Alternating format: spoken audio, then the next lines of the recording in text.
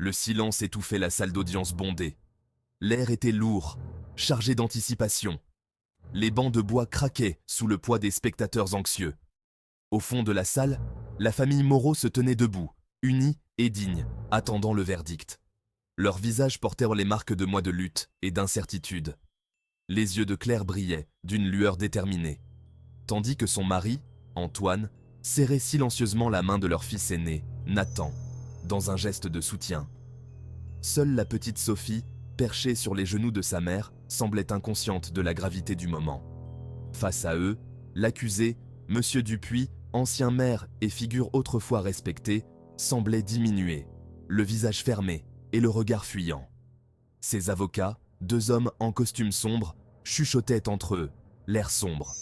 Le contraste entre les deux familles, l'une brisée par la corruption, l'autre soudée par l'adversité, était saisissant. Le greffier, d'une voix forte et claire, annonça l'entrée du juge.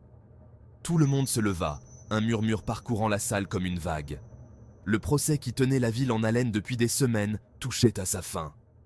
La tension était palpable, l'attente insupportable. L'heure de vérité était arrivée. Le procès avait été long et pénible. Jour après jour, des témoins s'étaient succédés à la barre, exposant au grand jour les méfaits de M. Dupuis. Des entrepreneurs, victimes de son système de pots de vin, racontèrent comment il avait exigé des sommes exorbitantes en échange de contrats publics. Des fonctionnaires municipaux, intimidés et réduits au silence pendant des années, avaient enfin trouvé le courage de dénoncer ses agissements illégaux. Des documents compromettants, preuves irréfutables de sa culpabilité, furent présentés au jury. L'accusation, menée de main de maître par Maître Leblanc, démantela méthodiquement la défense de M. Dupuis, réduisant à néant ses tentatives de justification. Le témoignage le plus poignant fut celui de Paul, ancien ami et associé de M. Dupuis, qui choisit de briser le silence et de témoigner contre lui. La voix tremblante d'émotion, Paul décrivit comment M. Dupuis, aveuglé par l'appât du gain, l'avait trahi et avait brisé des vies.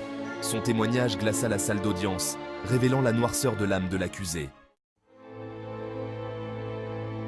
Chaque jour du procès était une torture pour la famille Moreau. Revivre les événements qui avaient conduit à leur chute, entendre les détails sordides des machinations de M. Dupuis, était une épreuve douloureuse. Antoine, autrefois homme prospère et respecté, avait perdu son entreprise, victime d'un chantage orchestré par M. Dupuis. Claire, incapable de supporter l'idée que sa famille soit réduite à la ruine, avait dû se résoudre à travailler comme caissière pour subvenir à leurs besoins. Nathan, brillant étudiant en droit, avait dû abandonner ses études pour aider sa famille. Pourtant, malgré les épreuves, les Moreau étaient restés unis. Leur amour mutuel, leur force de caractère, les avaient aidés à traverser cette période sombre. Le procès, aussi difficile soit-il, était devenu leur seul espoir de justice, de rédemption, de reconstruction. Ils savaient que la vérité finirait par éclater, que M. Dupuis devrait répondre de ses actes. Leur détermination était inébranlable, nourrie par la conviction que le bien finirait par triompher du mal. Le procès avait aussi été le théâtre de révélations surprenantes. Un témoin surprise, une ancienne secrétaire de M. Dupuis, fit une apparition remarquée à la barre. Avec un calme stoïque, elle décrivit comment M. Dupuis avait usé de son influence pour obtenir des faveurs sexuelles de jeunes femmes en difficulté.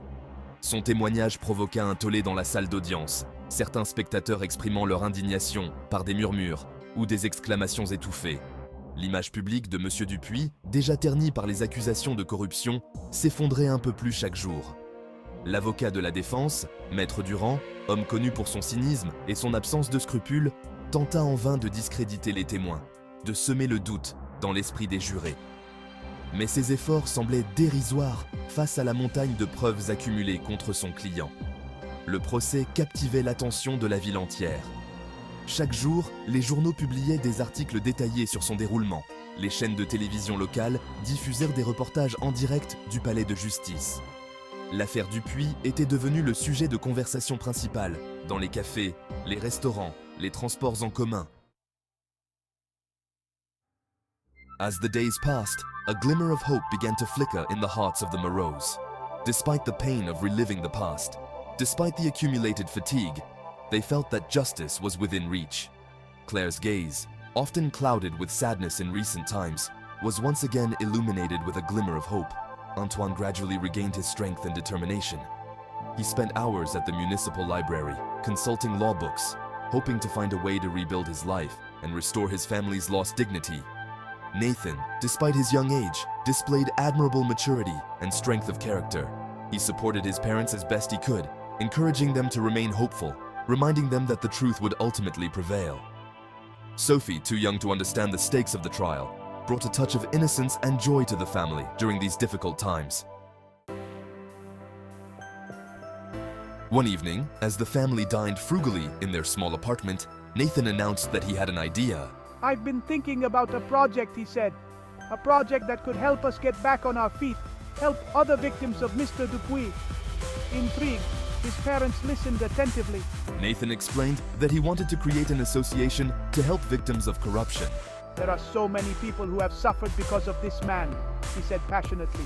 We have to help them rebuild their lives, get justice. Nathan's idea was met with enthusiasm by his parents. It was an ambitious project, but one that was full of hope and meaning. Claire offered to organize fundraisers. Antoine offered his management skills to structure the association. Together, they set to work, determined to turn their ordeal into a positive force for the good of their community. The day of the verdict finally arrived. The courtroom was packed, with hundreds of people crowding outside, hoping to witness the downfall of Mr. Dupuis. The jury, after long deliberations, entered, their faces grave. Silence fell, heavy and oppressive. The foreman of the jury read the verdict in a clear voice, guilty on all counts. A murmur ran through the room, a mixture of relief, satisfaction, and contained anger. The sentence was not long in coming. Mr. Dupuis was sentenced to a heavy prison term, a sentence commensurate with his crimes. In my closing remarks, I denounced the corruption that had plagued the city, thanking the Moreaus for their courage and determination in bringing the truth to light. Mr. Dupuis, his face pale and drawn, was led out of the courtroom to the jeers of the crowd. His reign of terror was over. Justice had prevailed. After the verdict, the Moreau family gathered in the hallway of the courthouse, surrounded by journalists and well-wishers. Tears of joy and relief streamed down their faces. They had won. Justice had been served. We are proud of you, Nathan, said Antoine, hugging his son. You were our strength during this ordeal.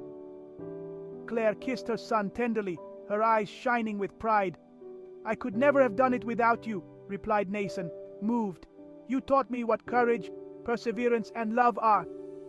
Sophie, smiling, snuggled up to her mother, happy to finally have her family back together. The months that followed the trial were a time of rebuilding and healing for the Moreau family. With the help of the community, they were able to overcome their financial difficulties and return to a normal life. Antoine found a new job with a local company, and Claire went back to school. Nathan, driven by his ideal of justice, devoted himself body and soul to his association to help victims of corruption. The project, called Lumière sur la Justice, Light on Justice, was a resounding success. Dozens of people, victims of greed and abuse of power, found support and legal assistance from the association.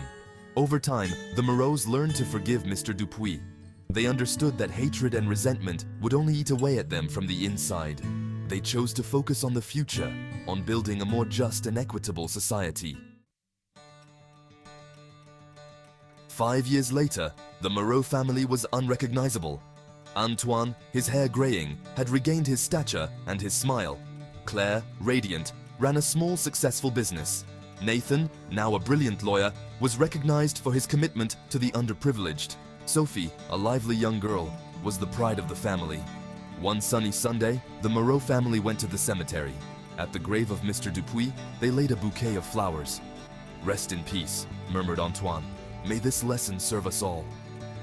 As they left the cemetery, hand in hand, the Moreaus looked towards the horizon. The sun was shining brightly, a symbol of a bright and hopeful future. Justice had triumphed, the family had survived, life went on.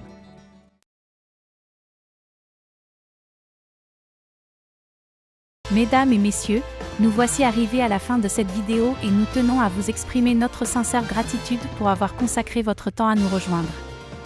Une fois de plus, si vous êtes nouveau sur notre chaîne iCélébrité In, dédiée à l'actualité, à la vie et à l'histoire des célébrités, nous vous encourageons vivement à vous abonner si vous ne l'avez pas encore fait.